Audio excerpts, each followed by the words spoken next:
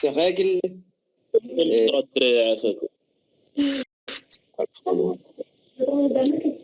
Donc, on va voir des règles, comment concevoir une structure qui répond bien aux exigences sismiques.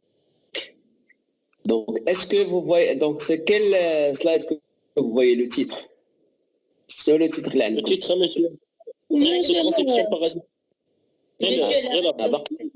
Règle de contrôle. Donc, on va mettre une petite minute, je le règle tout de suite. رقية هذه ديال الرجاء شي ديال قابلني انا سير قابل عندكم شي بقى سير صلحهم عندكم شي حوايج سير صلحهم عطيني الثقه الان شويه اكثر من داكشي اللي جاوبي بكلمه واحده كيف هو قال كلمه واحده ضروري تبقاو تي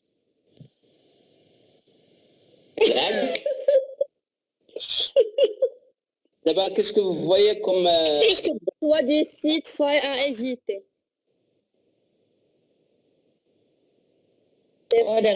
Voilà. D'accord, c'est bon. Donc, normalement, tout à l'heure, on a dit qu'il y a des failles, malheureusement. Donc, il y a des plaques tectoniques. Et entre des plaques tectoniques, il y a des failles. Donc, vous voyez donc dans le schéma de gauche, on a un petit bâtiment, une petite baraque construite au niveau de la faille, parce qu'il y a deux types de sol, ce qu'on appelle les plaques tectoniques. Donc c'est au niveau de ces plaques tectoniques qu'on a des glissements. Donc une plaque, vous voyez les flèches, une plaque glisse par rapport à l'autre. Donc lorsqu'il y a glissement, il y a une grande déformation et malheureusement le bâtiment va perdre une partie de sa fondation et il va tomber en ruine. Donc, il est interdit de construire sur les failles. Voilà, c'est une règle générale. Parfois, on trouve des solutions, mais par expérience, par exemple, dans le schéma de droite, donc vous voyez qu'on a ce qu'on appelle le bedrock, les roches en bas, on voit les deux plaques, mais sur les deux plaques, on a sous forme de remblai. Donc, c'est comme si on a un sol meuble.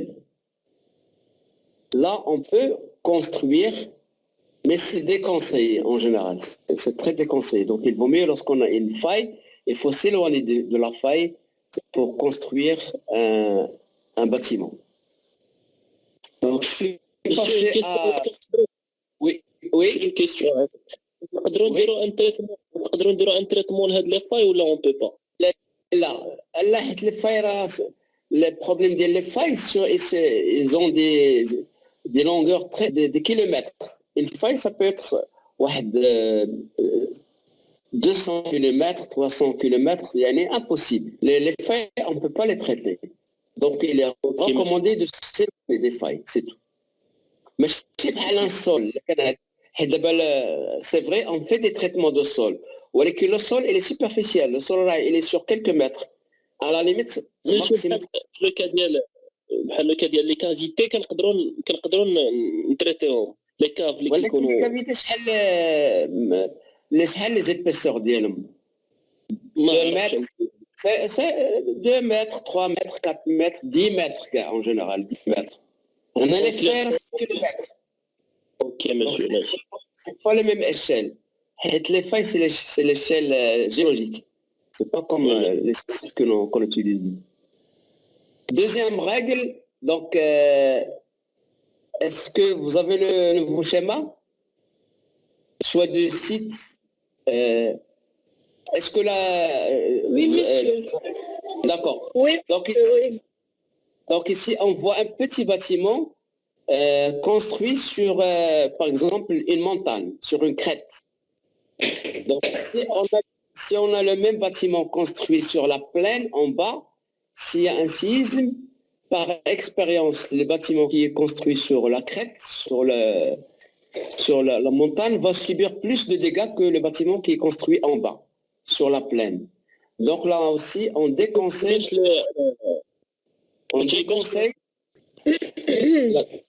Il va que d'abord deux schémas.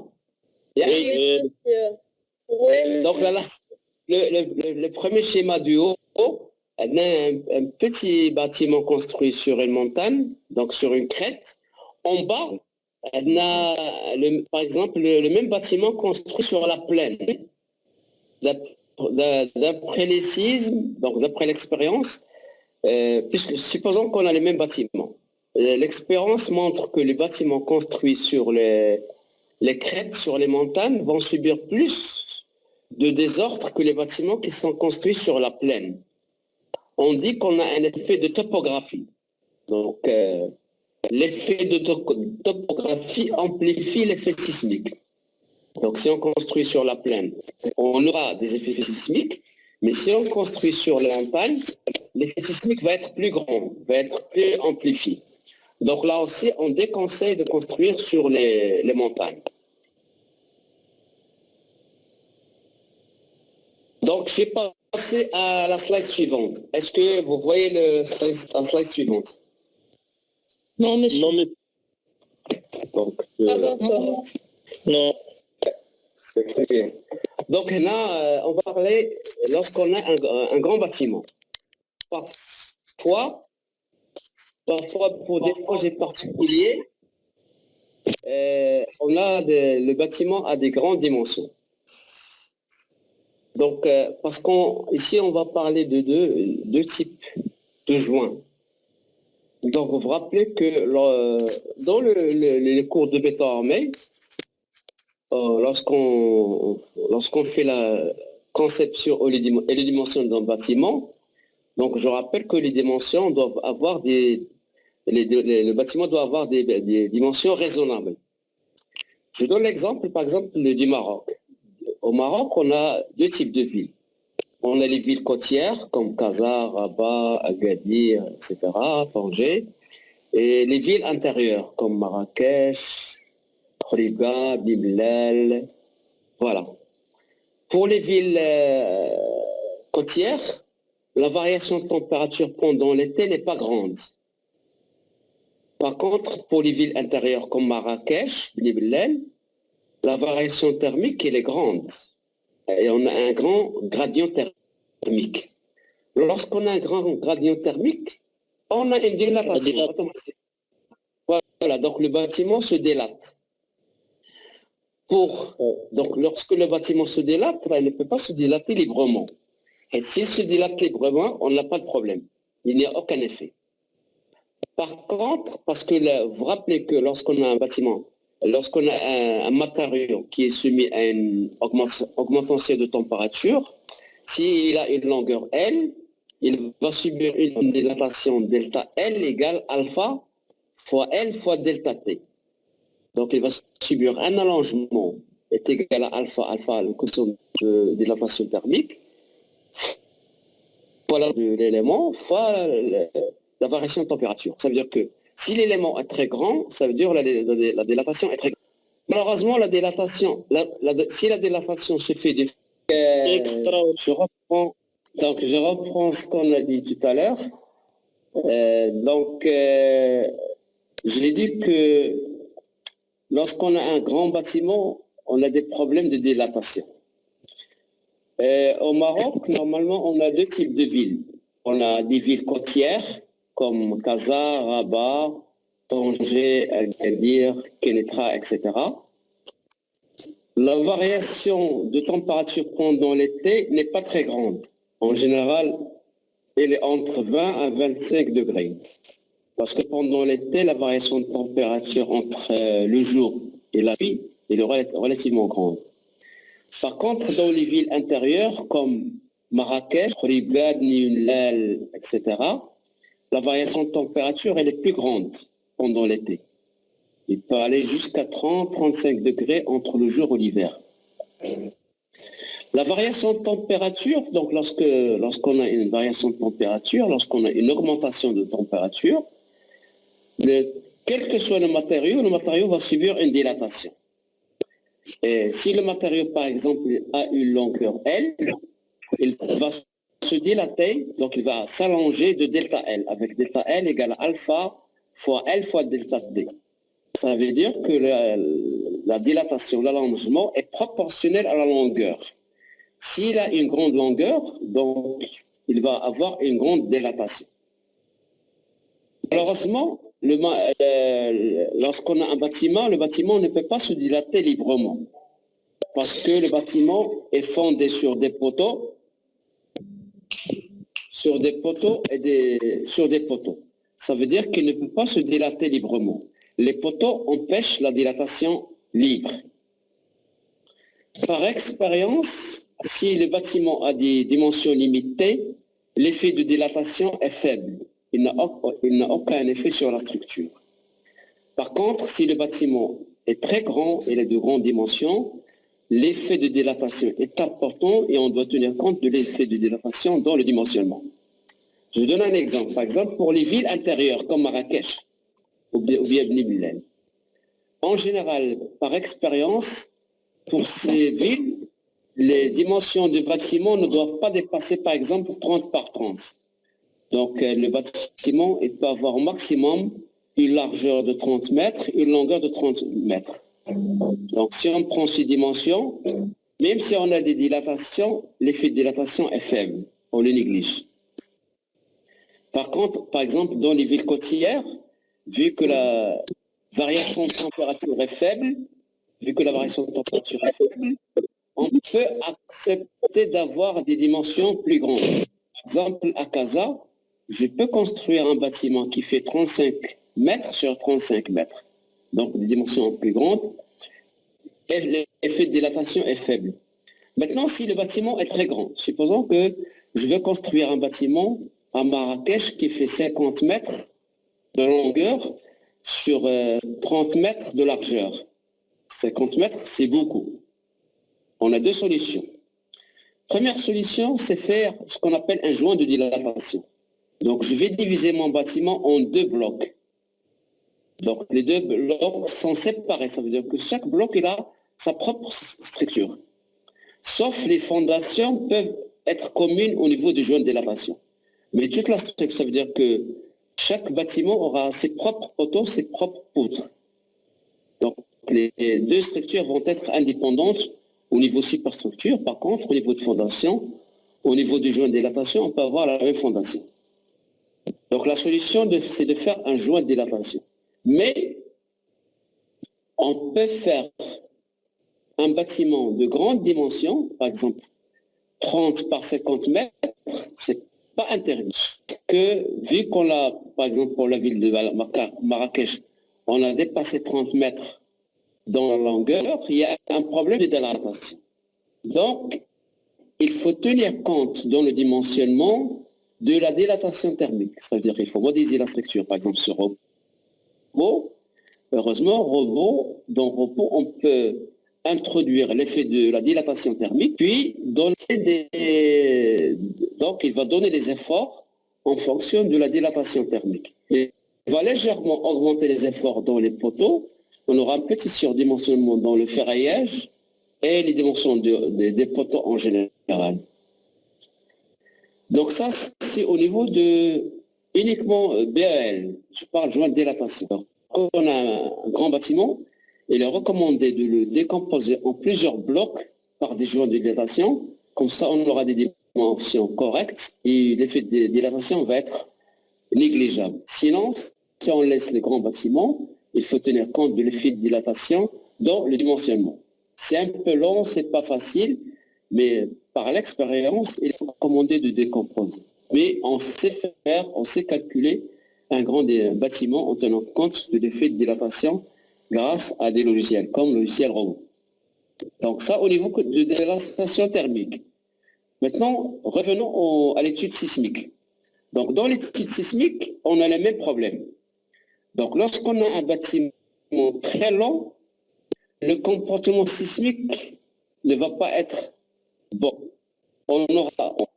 C'est comme si on a une déformation globale du bâtiment et une déformation différentielle.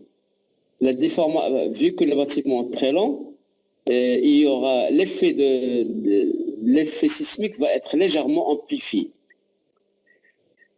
Ça, c'est le premier point, premier inconvénient. Deuxième inconvénient, c'est que l'effort sismique ne va pas être bien réparti sur les éléments de confrontement. Donc, si on a un bâtiment très long, si on a des voiles, les efforts ne sont pas bien répartis sur les voiles. Donc la règle qu'on a vue avant, comment on calcule les efforts appris par les voiles, ne sera plus valable. Donc les efforts seront mal répartis sur le voile, donc on les maîtrise moins pour le dimensionnement. Donc là aussi, le règlement recommande de diviser le bâtiment en plusieurs blocs, tels qu'en général la longueur du bâtiment reste inférieure ou égale à peu près à 3 à 3,5 la largeur. Par exemple, si le bâtiment a une largeur Y, il faut que la longueur ne dépasse pas 3 fois à 3 fois et demi Y. Par exemple, si il a une largeur 10 mètres, donc la longueur doit être 30 mètres, 30 à 35 mètres lorsqu'on est à Casa. Lorsqu'on est à Casa, c'est 35 mètres. Lorsqu'on est à Marrakech, c'est 35 mètres. De même, si le bâtiment a une grande longueur ou bien est en même temps une grande largeur, c'est le schéma du bas à droite, on doit faire des joints dans les deux directions pour diminuer les longueurs et pour diminuer aussi la largeur de façon à avoir cette règle toujours appliquée. En général, dimension inférieure à 30 mètres ou bien 35 mètres et longueur inférieure ou égale à 3 fois la largeur. Maintenant, on parle de deux types de joints. Avant de faire l'étude sismique, on parlait de joints de dilatation, c'est-à-dire l'espace, le vide entre deux blocs. Le joint de dilatation par expérience, il a 2 cm. Donc si je laisse 2 cm, même si les deux blocs subissent des dilatations, ils ne vont pas se toucher. Donc je n'ai pas de problème. Par contre, le règlement sismique exige un joint plus grand, minimum 5 cm. Ça veut dire que lorsque je divise mon bâtiment, l'espace, le vide entre les blocs doit être supérieur ou égal à 5 cm. Comme ça, je respecte la réglementation. Parce qu'il y a un problème qu'on va voir tout à l'heure. Pourquoi l'épaisseur du joint, le vide entre les blocs, doit être supérieur ou égal à 5 cm.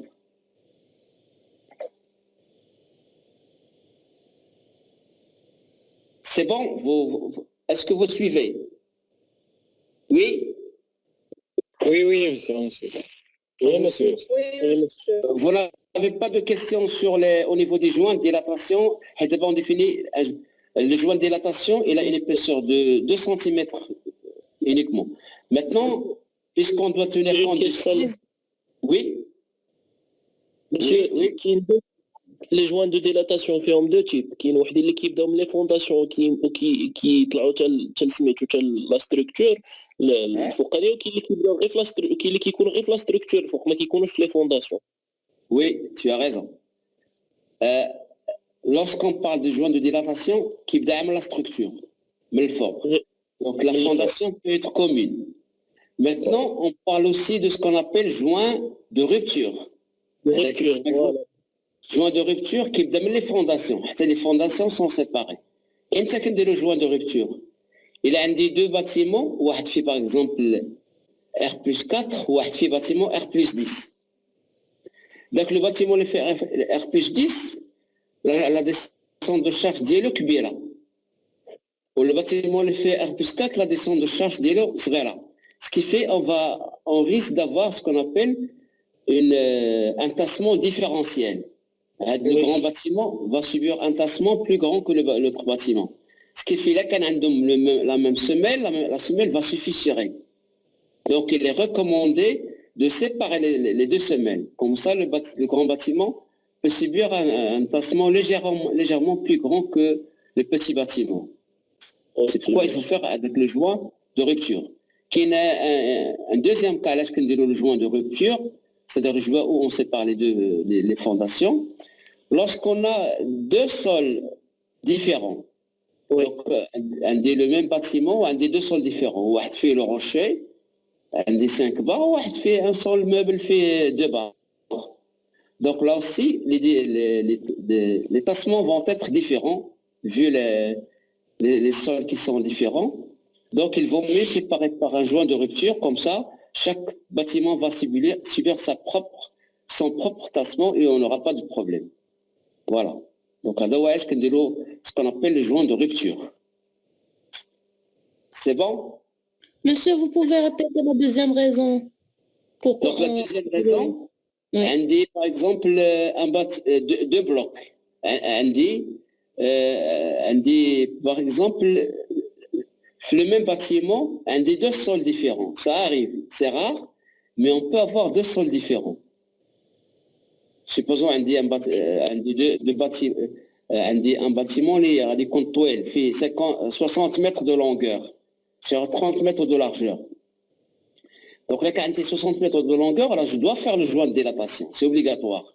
Mais malheureusement, sur avec 60 mètres, un bloc qui fait 30 mètres, par hasard, on dit le sol, on dit le grès. Le grès, c'est de la roche. C'est dur. L'important, c'est entre 3 et 4 barres. Par contre, l'autre bloc, par hasard, on dit le tuf. Le tuf, il est meuble. L'important, c'est 2 barres. Le tuf se déforme plus que le grès. Donc, puisque les deux sols, malheureusement, se déforment, vont avoir des déformations différentielles, donc, il y a un tassement différentiel. Et là, quand on a la même semelle pour les deux bâtiments au niveau du joint, avec la semelle au niveau du tuf, il va tasser plus qu'au niveau du grès. Donc, il va subir une rotation. Lorsqu'il subit une rotation, il va se déformer, donc il va se fissurer. Donc, pour éviter le problème, donc je dois faire un joint de rupture. Ça veut dire que la structure est séparée et les semelles sont séparées. Ça veut dire au niveau du joint, et qu'on a dit 2 poteaux. Et chaque poteau, il va avoir sa semelle, sa propre semelle. Et la semelle, elle va être excentrée. Donc, on a deux semelles excentrées pour les 2 poteaux du joint. Et chaque semelle excentrée, je pense que vous avez vu ça, ou bien vous avez le voir dans le cours de bâtiment, lorsqu'on a des semelles excentrées, ils doivent être équilibrés par ce qu'on appelle des longueurs de redressement. Il y a des flux de bâtiment. Les bandes noyées. Mais on l'équilibre avec des bandes noyées, que monsieur? Il y a des longueurs de redressement. Oui. Mais les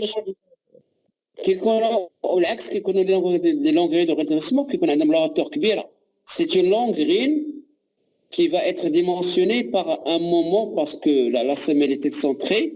Donc l'effort ramené par le poteau est excentré par rapport au centre de la semelle. Donc on aura un moment qui est égal à l'effort normal.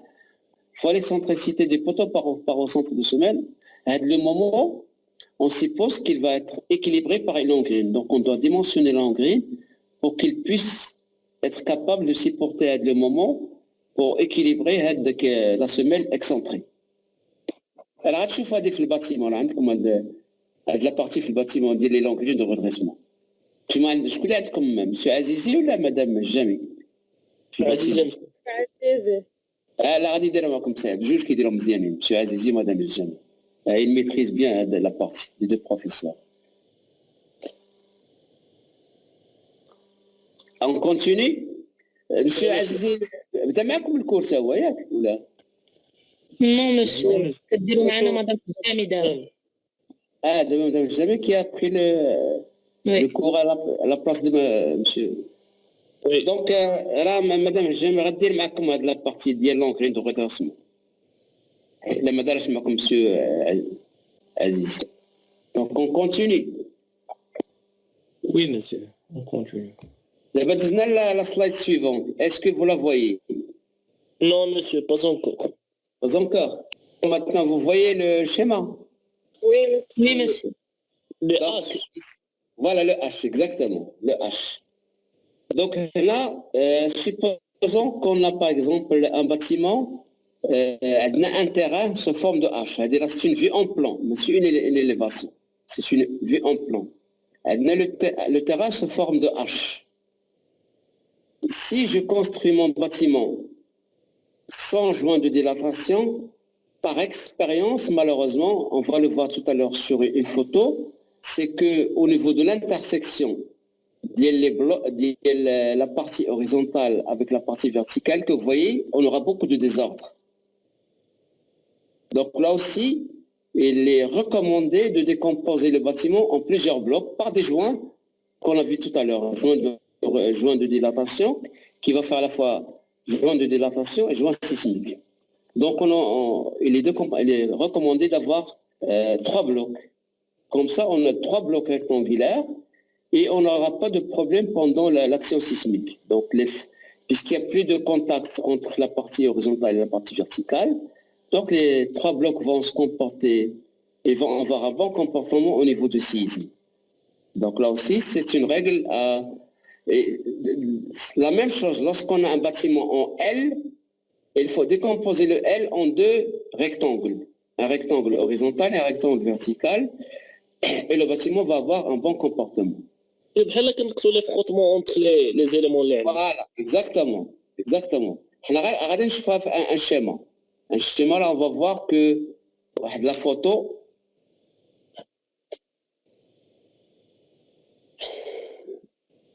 كتبان لكم واحد لا فوتو دابا ياك؟ لا با كيبانوا encore. بزاف. وي مسيو كتبان لنا ديال ان ايطاج فليكسيبل. Exactement. Bien. Donc, c'est un bâtiment réel en Turquie.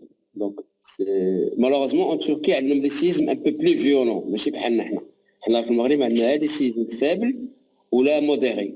Tant mieux, on a de la chance. Au moins, on a des séismes plus violents. Nous, en général, la magnitude, c'est 6 sur le site de Richter. Au moins, qui fout 7 et quelques. Sur certaines régions de la Turquie. C'est un petit bâtiment R+3.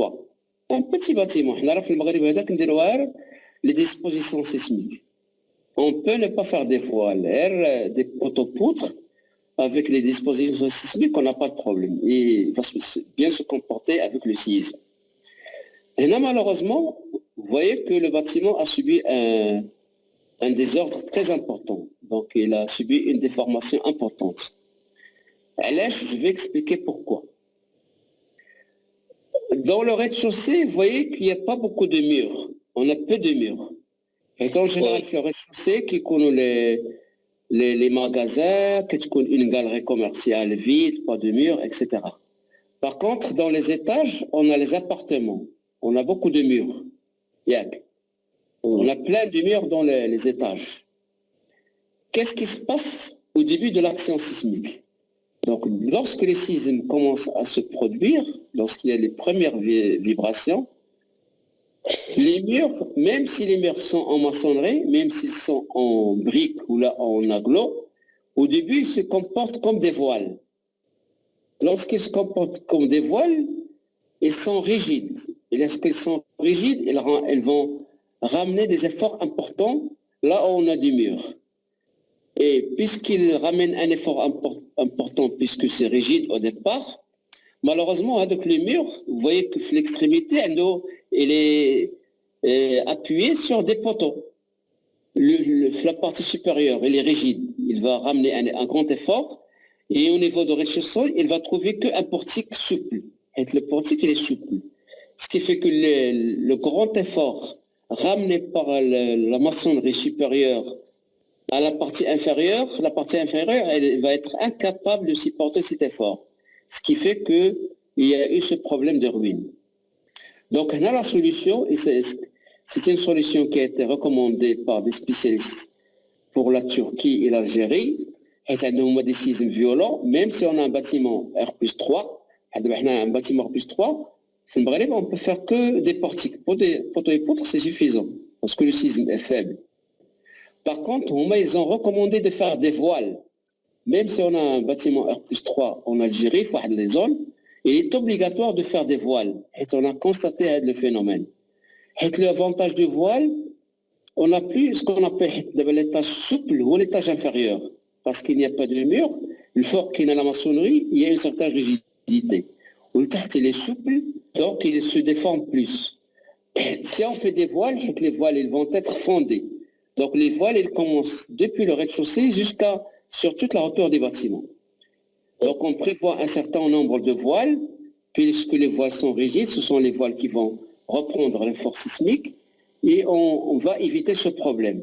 Donc on n'aura plus le problème de de l'étage flexible, même si dans le rez-de-chaussée, il y a moins de maçonnerie, mais si on a des voiles dans le rez-de-chaussée, l'effort va être pris par les voiles, puisque les voiles sont rigides et résistants. Ce problème va être évité. Il n'y aura plus ce problème de l'étage souple. Sisme violent, il est obligatoire de faire des voiles. Lorsqu'on a des sismes faibles et modérés, on peut ne pas faire des voiles.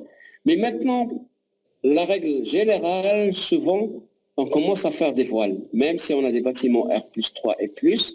Déjà, lorsqu'on a un bâtiment R+4 et plus, les voiles deviennent presque obligatoires. Comme ça, on est sûr que lorsqu'il y a un sisme, on n'aura pas de problème.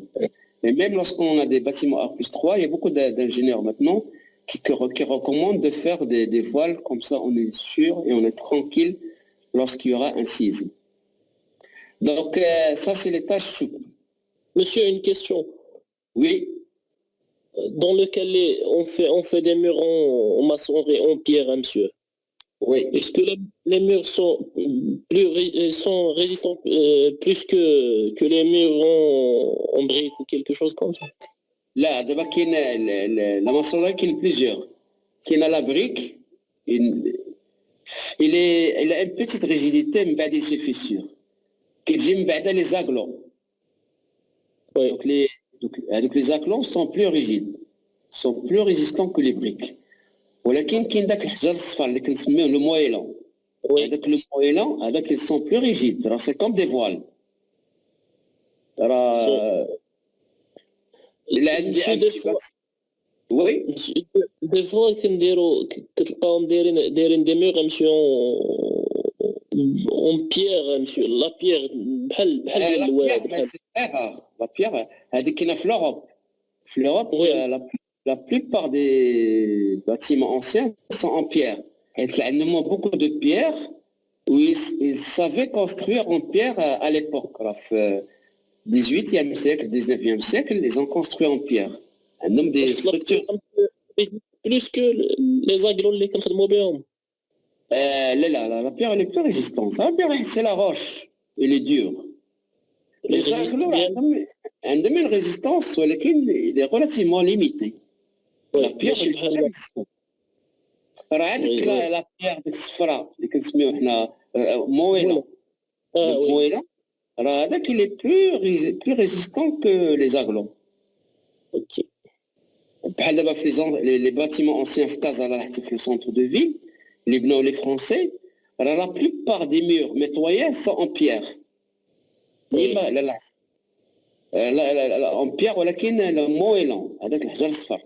حيت حنا malheureusement ما عندناش beaucoup de carrières de pierre ou à l'époque في 18e 19e siècle au Maroc mais la construction elle était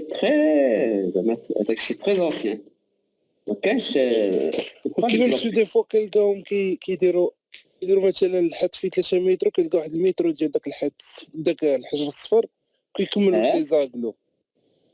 لا حيت داك الحد الصفر حيت قبل كنا كنديروا في لي باتيمون بحال هما لي لونغرين بيريفيريك. في العود ما دير لي لونغرين بيريفيريك كدير داك الحجر الصفر وكدير فوق منه ان بوتي شيناج صافي فيه واحد 15 سنتيمتر ولا 20 سنتيمتر ديبيسور. هذه هي لا كونستركسيون كورونت. كاين بارفوا بور لي بيتي باتيمون بحال دابا في لي كارتي بوبولار حيت قبل كانوا كيبنيو اما ريد-شوسي ولا ريد-شوسي بلس 1 فما كانوا كيديروا كاع لي فونداسيون بيريفيريك هذاك لو مور وان شيناج اما كيطلعوا لو مور كامل اون مويلون ولا كيديروا دي بوطو فوندي على داك لو مور ما كيديروا كاع لي فونداسيون. هذه لي كونستركسيون انسيان مي ولكن هذيك سيتي ريلاتيفمون بيان راه مزيانين دابا. هذاك الشيء علاش ميم دي باتيمون انسيان qui n'était pas dimensionné au séisme et résiste au séisme. Parce qu'avec la pierre, ça... واللي كيبنيو مسيو لي مازون كلهم بالتراب كيديروا كتكون كامله بالتراب. التراب سي ديفيسيل. التراب كاين دي بيي اللي عندهم ليكسبيريونس في الامريك لاتين ايزون ولكن كيكون لو سيزم فاب. دابا الا كان لو سيزم فاب نقدروا نبنيو بالتراب. وي ولكن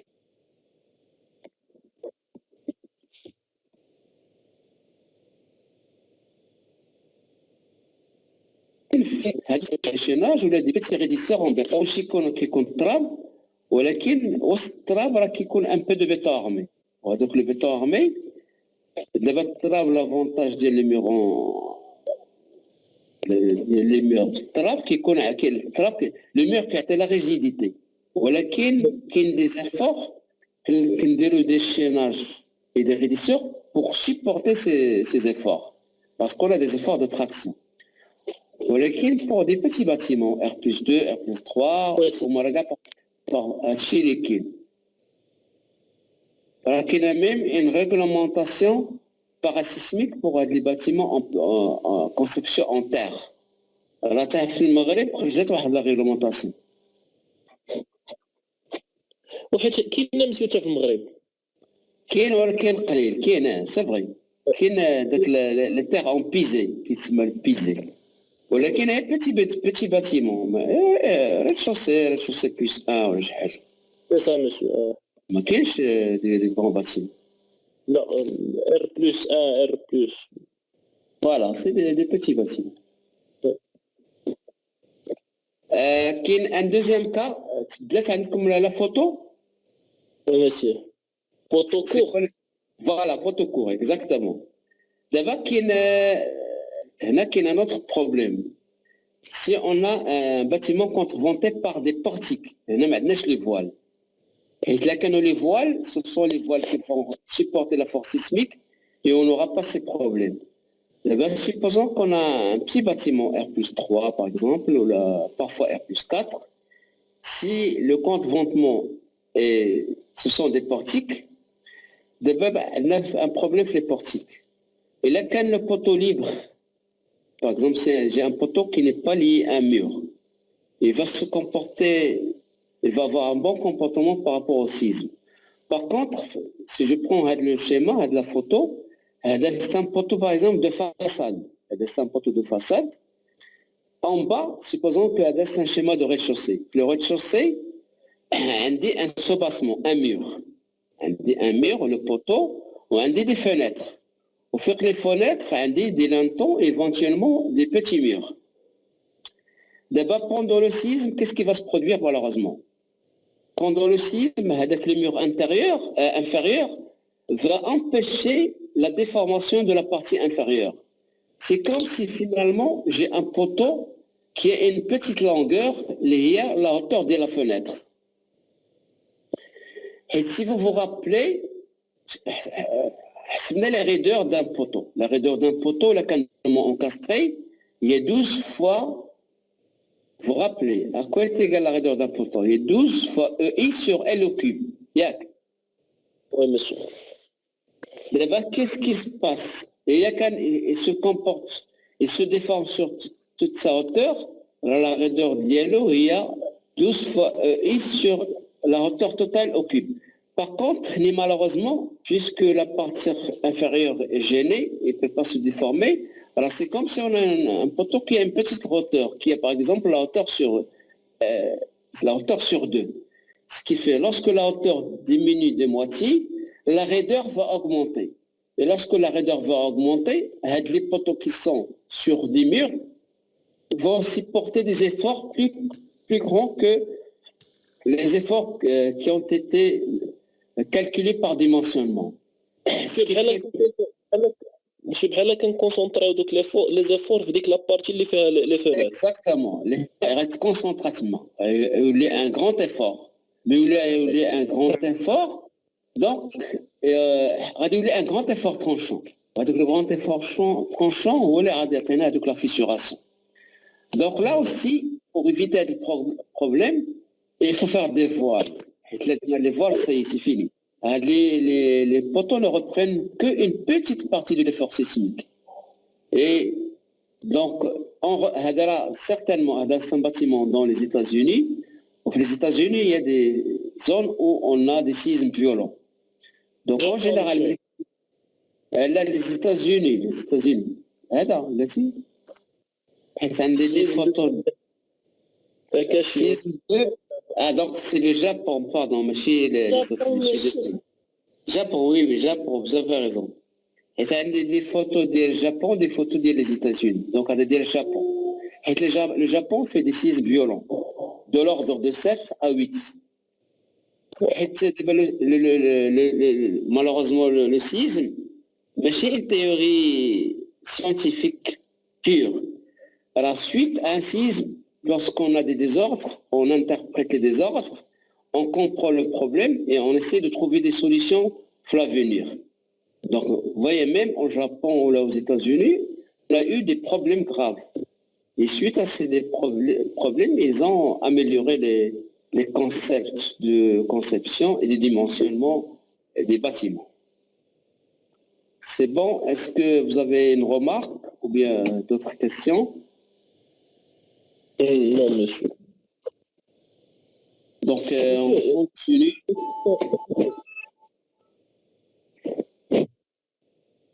C'est les mêmes photos courts. C'est notre exemple. Vous voyez que il a subi des dommages importants. Ça donne les mêmes problèmes. En bas, un mur qui est le poteau court, qui est très rigide et une grande concentration de l'effort sismique et ce qui donne la ruine, ce qui donne avec des ordres importants.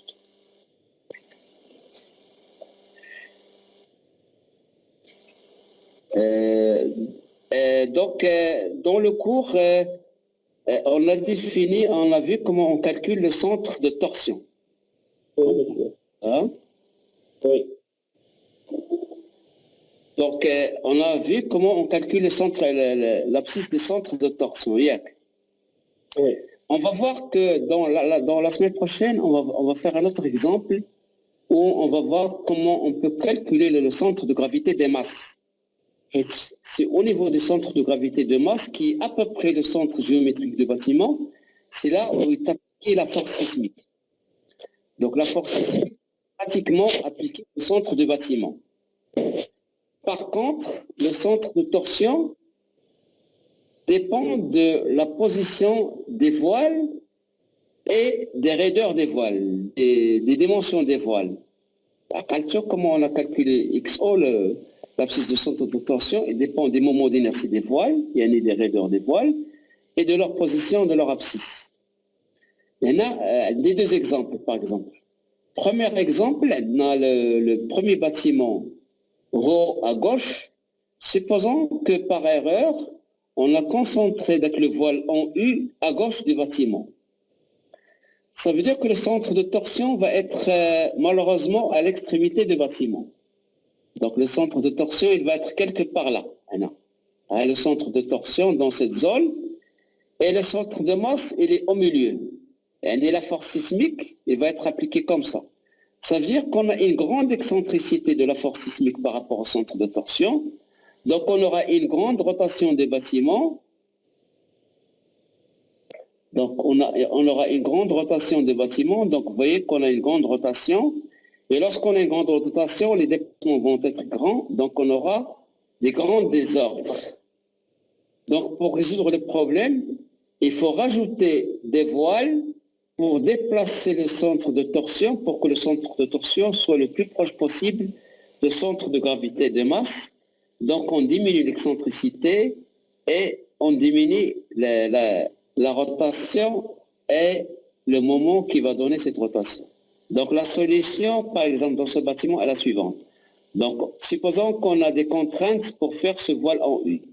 Donc pour résoudre le problème, on rajoute le voile vertical à droite, et lorsqu'on rajoute ce voile, donc on a deux voiles d'abord. Si je calcule l'abscisse du centre de torsion, il ne va pas être loin du centre de gravité de masse. Donc il va être près du milieu du bâtiment, l'excentricité va diminuer et le moment va diminuer, donc la rotation va être faible. Donc on diminue les désordres à cause de la rotation des bâtiments.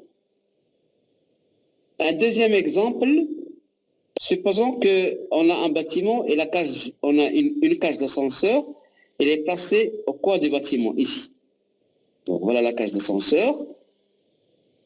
pour une raison des contraintes architecturales, on a placé la cage d'ascenseur ici.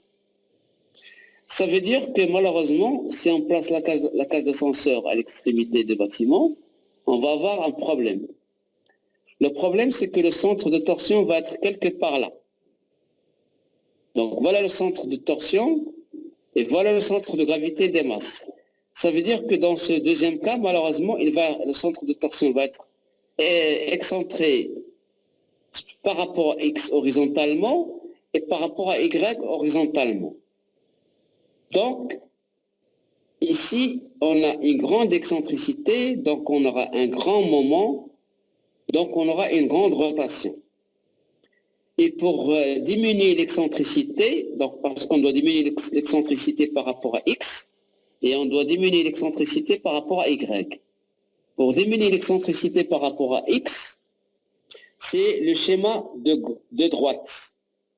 Donc je vais rajouter un voile vertical. Donc ici, je dois rajouter 2 voiles parce que j'ai double excentricité. Donc pour diminuer l'excentricité par rapport à X, donc je rajoute le voile vertical situé à droite. Et pour diminuer l'excentricité par rapport à Y, je dois rajouter le voile en bas horizontal. Comme ça, le XO et le YO vont être plus proches du centre de gravité de masse. Donc, les excentricités sont faibles, donc le moment va être faible, donc la rotation va être faible, donc je diminue les désordres. Donc résumé, il faut bien répartir les éléments de confrontement, comme ça le centre de torsion va être le plus proche du centre de gravité des masses. Et par expérience, donc l'excentricité, si on a une excentricité de 1 mètre, c'est bon. Jusqu'à 2 mètres, c'est bon. Mais si on a une excentricité de 3 mètres, 4 mètres, c'est pas bon. Il va donner une grande excentricité, grande rotation, et c'est pas bon pour le comportement sismique. Donc, monsieur, pour avoir la stabilité d'un bâtiment, le centre de torsion qui est le centre de concentration des masses. Exactement. C'est qu'on crée le plus proche possible. Ou certainement, qu'on à 100% le même. Sauf si on a une symétrie totale, c'est possible. Si on a une symétrie totale, on peut avoir une symétrie géométrique, une symétrie dans les voiles de confrontement. Le centre de torsion va être égal au centre de gravité des masses. L'excentricité est faible. Oui. Mais si dans le cas il le voile d'air le bâtiment كامل يكون عندنا centre de torsion ou centre de gravité de l'air là. Mais en général ما كيكونش داير كامل قليل.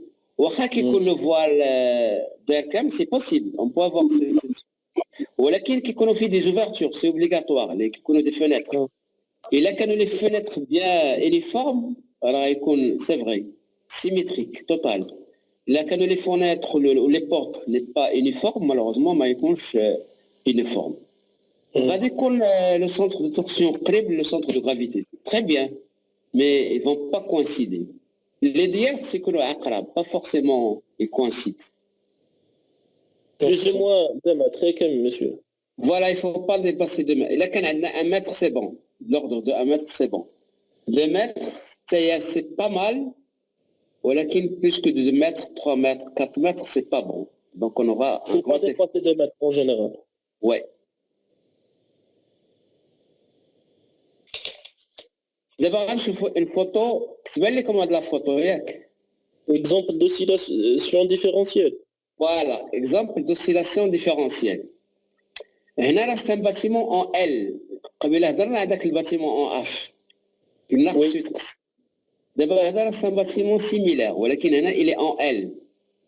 D'abord, lorsque le bâtiment vibre, donc malheureusement, les 2 blocs ne vont pas avoir une vibration uniforme. Il y aura une vibration différentielle. Un sens qui est un bâtiment rigide, un bloc rigide ou un bloc faible. Ce qui fait que pendant la vibration, c'est comme si on a un bâtiment qui va tirer sur l'autre. Et lorsque le bâtiment tire sur l'autre, on aura des ordres importants au niveau de l'intersection des 2 blocs. Il vaut mieux faire un joint de dilatation. Donc là, il est recommandé de faire un joint de dilatation où là, il faut renforcer le contentement. Il faut faire des bons noyaux centraux de contentement rigides qui vont limiter les déformations et qui vont limiter la rotation et on peut éviter le désordre. Mais la solution idéale, oui. Monsieur واش في هاد لي دو كوتي ديال هاد الباتيمون واش يقدر يكون غير ان سول كوتي اللي هو سوليسيتي بان سيزم؟ لا ديما لي سيزم يسوليسيت لي دو كوتي. دابا لوغسكي لي دو لا في ان سول سونس. دابا لي سيزم كيضرب في ان سول سونس. لا كيضرب في ان سول سونس اون جينيرال. ملي كيضرب في ان سول سونس داك لو باتيمون لي باراليل لو سونس دو سيزم كيكون ان بو ريجيد ou le bloc les perpendiculaires à 6 qui sont un peu souples. Ce qui fait qu'ils ne vont pas vibrer à peu près de la même façon. Ou l'un va tirer sur l'autre et ils vont donner des désordres au niveau de l'intersection des deux blocs. Les verticales. La solution est la suivante. C'est un schéma similaire. Voilà la solution. Donc, au départ, c'est un bâtiment en L.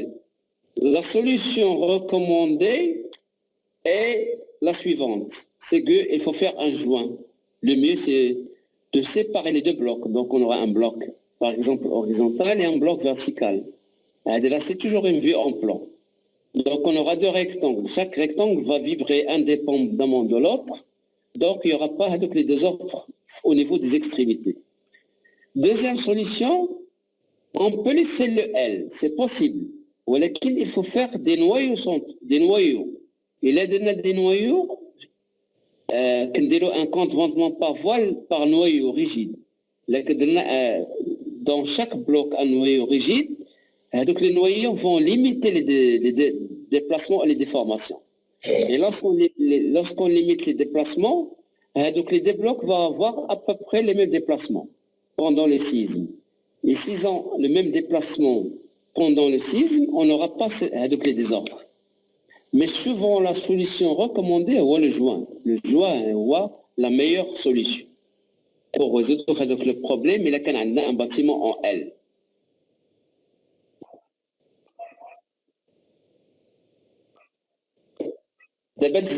L'autre slide, est-ce que ça a changé? Voilà, exactement. D'abord, le joint, un grand bâtiment. Monsieur, tu peux te dire le noyau central, oui. Comment on fait le noyau central? D'abord, le noyau central, on voit qu'il y a plusieurs cages d'ascenseur et plusieurs escaliers. Mais les qui connaissent ce qu'on appelle un noyau central. La prochaine fois, je vais vous montrer des bâtiments avec des noyaux centraux. Beaucoup d'exemples. Ok, monsieur. Donc le noyau, avec le voile rectangulaire, elle a fait des ouvertures. Et qu'est-ce qu'il y a qui est un peu grand parce qu'on a concentré les qui connaissent, je sais pas, on a un bâtiment R+15 qui connaît par exemple 2 ou 3 ascenseurs, qui connaît au minimum 2 ou 3 escaliers. On les concentre dans le même endroit. Ce qui fait qu'on aura un noyau central, Timakil.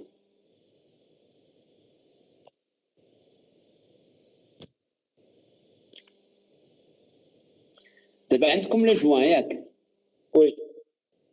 Donc tout à l'heure, on a parlé de joint, et là, on a un bâtiment très long, il faut faire un joint. Ou là, on a deux bâtiments, on a deux bâtiments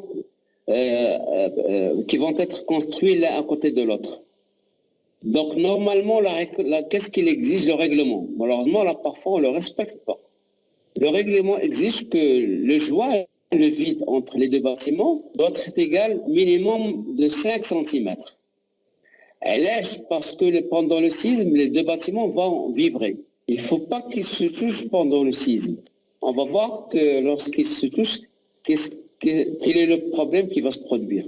Donc le règlement impose que le joint doit être minimum 5 cm, ou là, si on a des bâtiments très grands, par exemple deux bâtiments R+10, les déplacements vont être plus grands. Alors par exemple, un bâtiment, les bâtiments vont par exemple avoir chaque bâtiment va avoir un déplacement de 7 cm, par exemple.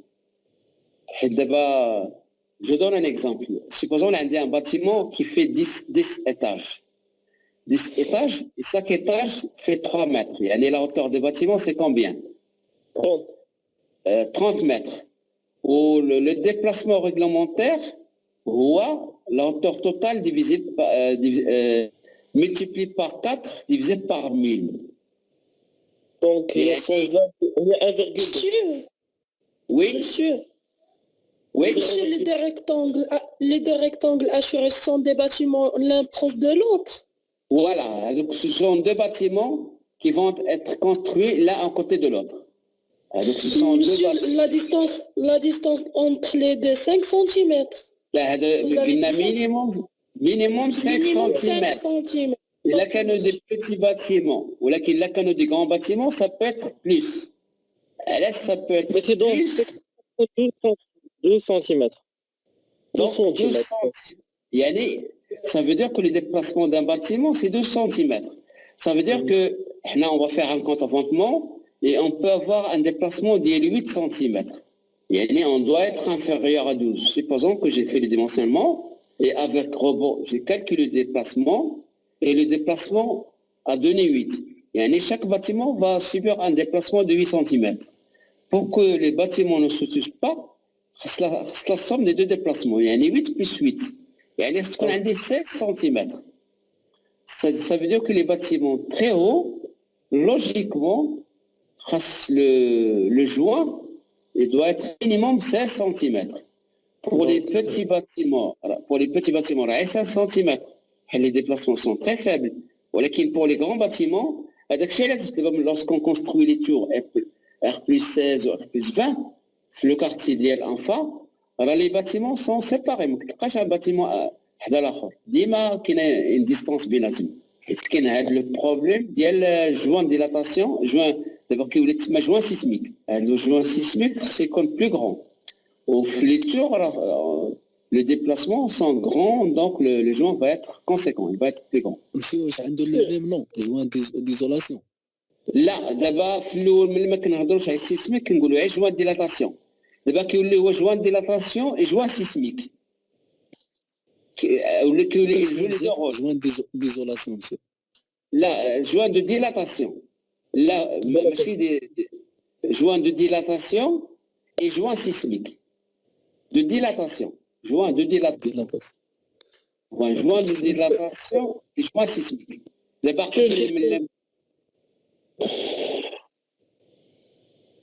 D'abord, on va voir si, malheureusement, si jamais on ne respecte pas avec le joint, qu'est-ce qui va se produire? Il va se produire un phénomène qu'on va voir maintenant, qu'on appelle entrechoquement. Donc, c'est quoi l'entrechoquement? L'entrechoquement. Monsieur, les deux bâtiments. Voilà, exactement. Être sur les bâtiments. Oui, les frottements, on a des frottements. Monsieur, il a besoin de avec le vide quand dire la hauteur divisé par 1000 ou la hauteur فوق. Là, باش نبغي نحسبوا le vide, on va modéliser le bâtiment et on va calculer le déplacement. Et d'abord avec robot. Déjà que dire le robot, Oui. de tout si c'est un bâtiment ou مازال. monsieur ما عرفتش شنو درنا في ذاك الروبو راه غير. لا ماشي الله درنا لي شارج. مازال monsieur, يلاه درنا لي شارج ولي كامل صافي. والله كنخرب خوت فوق. Peut-être si on a le temps, on va modéliser un bâtiment simple et on va voir comment on calcule le déplacement sismique, le comportement sismique. Il y a beaucoup de choses à voir. Alors, sismique. Donc, j'espère qu'on aura le temps. On va faire une séance, un petit bâtiment R plus 3, R plus 4 ou la R plus 5. On va modéliser, on va appliquer les charges. Et on va voir comment on calcule les déplacements. Parce qu'on doit calculer le déplacement total, l'extrémité du bâtiment, et les déplacements inter-étages. On doit vérifier aussi les déplacements. Donc, malheureusement, les déplacements... Oui. في لي باراج مسيو كيفاش كنديروا الكالكول سيسميك مسيو؟ Le barrage, c'est une structure, il est modélisé. On modélise le barrage, ça dépend des barrages. Vous savez, le barrage poids ou le barrage. Ah oui, oui, le problème sismique, le problème du barrage, c'est encore plus, c'est pire parce qu'il y a la poussée de l'eau plus l'action sismique. Les barrages, c'est un peu très sévère. Qu'il y a des logiciels spéciaux pour... Là, je pense, il va يكون monsieur دالك واحد démonstration داك اللي كيدير لكم باراج سميتو الأستاذ ديال الباراج سميتو غزلان. ماشي باقي ما درناش لي باراج. راه من عندي الباراج مع لي باغاز ديال لاني بروشين aussi. لاني بروشين حتى لاني بروشين ان شاء الله راه غادي يدير لكم غيدير ان كور ريزومي على الباراج. لي باراج اللي درتو راه كل كور اللي تري لون. Il va donner des notions à les barrages. Il va donner des notions à les barrages où il va présenter le logiciel qui va, il va présenter comment on fait le dimensionnement sismique d'un barrage. Il va dire la démonstration, qui dit M. Roselin. D'abord, il est au Canada. Mais le Kirja, Inch'Allah, qui dit comme des notions مزيانين تعرفوا un minimum de notions sur les barrages. D'abord, lorsqu'on ne respecte pas le joint, qu'est-ce qui se produit malheureusement? Donc les bâtiments vont se toucher, et lorsque les bâtiments se touchent, lorsqu'un bâtiment touche l'autre, il va appliquer une autre deuxième force sur le bâtiment. Donc la force sismique va être amplifiée. Et lorsque la force sismique va être amplifiée, donc on risque d'avoir des désordres plus importants. Donc, ce qui fait qu'il est recommandé, donc il est conseillé, voire il est obligatoire de prévoir avec le joint. Comme ça, pendant le séisme, les bâtiments ne se touchent pas. Et on n'aura pas ce problème. Et on n'aura que la force sismique de chaque bâtiment. On n'aura pas l'effet de l'autre bâtiment. Parce que l'effet de l'autre bâtiment va amplifier, va augmenter l'effet de la force sismique. مسيو علاش كتبان في لا فوتو كتبان غير واحد لو كوتي اللي هو واكل العصا زعما مهرس بزاف الاخر ما تيتهرش بزاف. Ça dépend d'abord, ça dépend du contentement du bâtiment et de la résistance. هذاك راه يكون plus faible. La partie faible هي qui va subir les désordres importants. D'abord, on va parler d'un autre phénomène. بدات عندكم دابا اش عندكم في لا فوتو شنو عندكم لو تيتر l'équifaction du sol. Voilà, d'abord l'équifaction du sol. D'abord on va parler d'un autre problème. Donc là c'est des photos, on a plusieurs photos, des photos du Japon, des photos de la Roumanie. Et là c'est quoi le problème? Le problème est le suivant, un bâtiment qui est bien dimensionné, les voiles, j'ai dimensionné par un grand logiciel, c'est très bien dimensionné, la structure elle est très bien dimensionnée, sauf que le sol elle est faible. Ouais. Par exemple, j'ai construit sur le sable, et le sable a une portance. Il y a même des zones, même à l'intérieur, le sol c'est le sable. Le problème du sable est le suivant. Pendant le séisme, le sable n'est pas sec.